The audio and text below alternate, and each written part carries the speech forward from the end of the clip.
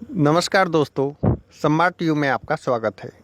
आज हमारे साथ हैं सोनम हंसावत, जो बयाना तहसील उपखंड गांव कलसाड़ा की छात्रा है, जिन्होंने 12वीं कक्षा कला वर्ग में 91.60% अंक प्राप्त किए हैं। ये छात्रा एक सरकारी विद्यालय की छात्रा है, जिन्होंने एक उदाहरण पेश किया है कि विद्यालय सरकारी हो या प्राइवेट, ये चीज़ छात्राओं पर निर्भर करती है। आइए जानते हैं सोनम हंसावत से। ये हम आपसे सबसे पहले पूछना चाहेंगे कि आज भी कई ऐसे लोग हैं जो उनकी सोच बनी हुई है कि सरकारी विद्यालय में पढ़ाई नहीं होती, तो आप इस विषय में आप क्या कहना चाहेंगे? सरकारी विद्यालयों में हम ये देखते हैं कि बच्चे ज़्यादातर ध्यान नहीं देते, ये सोचते हैं कि टीचर भी कुछ पढ़ाते नहीं और इसमें कुछ भी पढ़ाई नहीं चलती है। और उनके माता पिता यही सोचते हैं कि हमारे बच्चों को सरकारी विद्यालयों के बजाय प्राइवेट स्कूलों में कहीं सिटियों में पढ़ाया जाए, ताकि वहाँ पर पढ़ाई विषय ध्यान दिया जाए। लेकिन ये अधिकतर बच्चों पर निर्भर करता है कि वो कितना समय अपनी पढ़ाई के लिए दें, कितनी उनकी हॉबी है अपनी पढ़ाई में, पाठ्य पुस्तकों में। तो ये बच्चे के ऊपर डिपेंड करता है। एक स्टूडेंट चाहे वो सरकारी विद्यालय का हो या प्राइवेट विद्यालय का हो, लेकिन उसके अंदर यदि उसके अंदर कुछ सफलता हासिल करने की शक्ति ताकत है, तो वो सरकारी विद्यालय हो या प्राइवेट हो, उससे ही प्राप्त कर सकता है। मैं भी सरकारी विद्यालय से पढ़ी हूँ जी। तो सरकारी विद्यालयों में टीचरों ने नहीं मेरे परिवार वालों ने भी मुझे बहुत सपोर्ट किया है। कुछ भी नहीं आए तो हम कोई भी कठिन चीज़ समझ में नहीं आए, हमारी में कुछ भी आए हमारे पाठ्य पुस्तक में, तो हमें उनको सॉल्व करने के लिए हम टीचरों के पास जाते हैं, तो हमें बेझिझक वो समझाते हैं। यदि एक बार समझ में आए तो वो 10 बार भी समझाते हैं। तो हमारे टीचरों का इसमें बहुत ज़्यादा श्रेय रहा है कि उन्होंने हमें बहुत सपोर्ट किया है और हमें हमेशा सफलता प्राप्त करने के लिए अग्रसर किया है।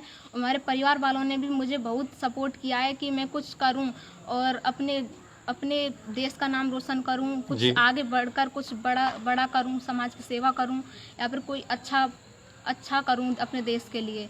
और इससे ये भी साबित कर सकूं कि सरकारी विद्यालय को हमें ऐसा नहीं समझना चाहिए कि उसमें पढ़ाई नहीं चलती। सरकारी विद्यालय हो या प्राइवेट विद्यालय, पढ़ाई सब में एक समान चलती है या बच्चे के ऊपर निर्भर करता है। विद्यालय कोई भी हो, बच्चे पर निर्भर करती है। बिल्कुल सही है।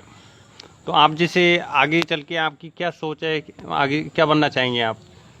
अभी तो मैं ग्रेजुएशन पूरा करके फिर बाद में इसको डिसीजन लूँगी, लेकिन पहले मैं ये कहना कि मैं कुछ भी बनूँ आगे चल के, तो मैं बड़ा बनना चाहती हूँ। कुछ भी अपने देश के लिए, अपने समाज के लिए कुछ बड़ा कार्य करना चाहती हूँ, जिससे और मैं अपनी जो बेटियाँ हैं जिनको अब तो अधिकतर पढ़ाते हैं, लेकिन कुछ ऐसे होते हैं जो नहीं पढ़ाते, ध्यान नहीं पढ़ाते, उनको घरेलू कामों में लगाए रखते हैं।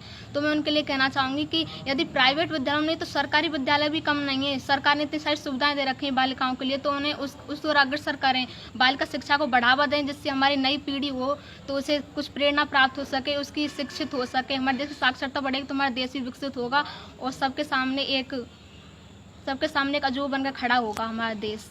जूनियर्सों को क्या सलाह देना चाहेंगे? मैं जूनियर्सों को यही सलाह देना चाहूँगी कि स्कूल के टाइम के बाद हमें जितना भी वक्त मिले, 3-4 घंटे, जितने भी घंटे मिले, तो हम अपनी पाठ्य पुस्तक को ध्यान से एकाग्रता से पढ़ेंगे, तो हम उससे ज़्यादा गेट करेंगे।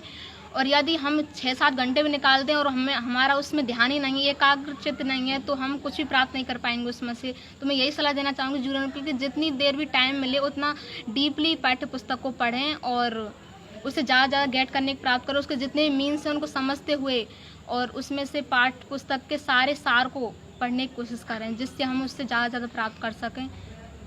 दोस्तों, अभी आपने देखा सोनम ने बहुत महत्वपूर्ण बातें बोली कि लड़कियों और लड़कों को ज़रूर स्कूल भेजना चाहिए। स्कूल कोई गलत नहीं होता, आपको हर दिन एक नई चीज़ बेहतर सीखने को मिलेगी, क्योंकि आपको पता है कि एक लड़की शिक्षित होने से कई पीढ़ियों में सुधार होता है।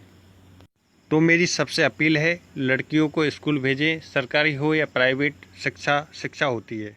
धन्यवाद दोस्तों।